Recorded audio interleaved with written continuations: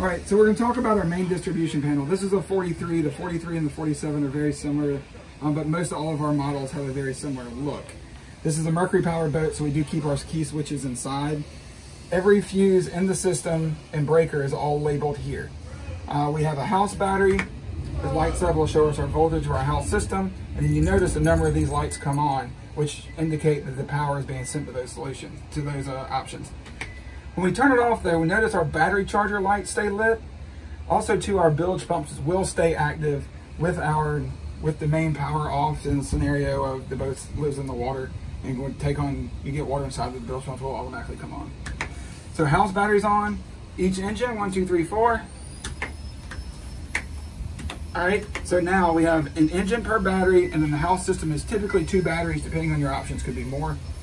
Any scenario that you were to have a dead battery and you needed to parallel the system, all 5 batteries switches must be in parallel. Now in this scenario, the entire system is acting as one giant battery. So the reason you would need to do this is maybe we have a dead engine battery so we can use the source from everything else. Or if we're in the sandbar and we left the electronics on too long, once we get the engines cranked, we can help kind of build this up. We do have these ACRs though that are working in the background. They're kind of an overflow system of power. Whenever the battery bank gets low, these sensors note that and will come on basically and allow voltage to flow into the battery and charge the battery.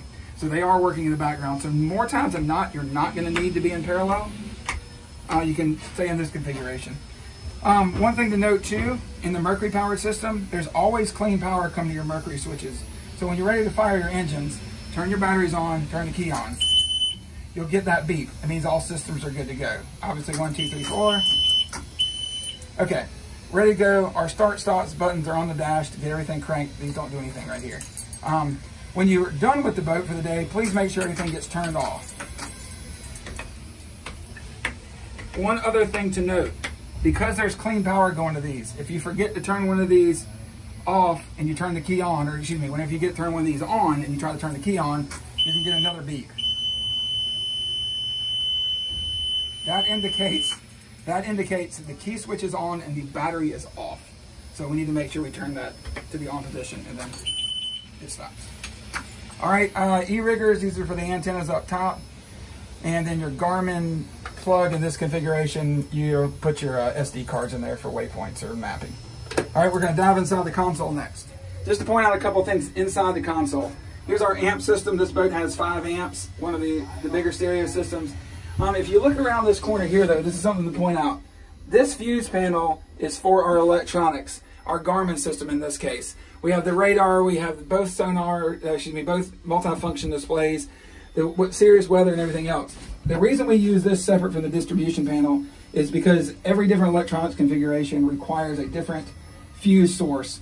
And so we have that in here. So if you have a problem that you may have blown a fuse on one of your main multifunction displays, you're not going to see it here on the distribution panel. You're going to have to come in here. These fuses are resettable spade fuses. So you pull it off, there's a little black tab on top of them, and our guys do label what everything is powered there. Also inside of here, you can see the back of the distribution panel, our wiring harness system. Do a pretty good job of keeping everything clean and tight. But if you have any questions, this is kind of where our starting point will be.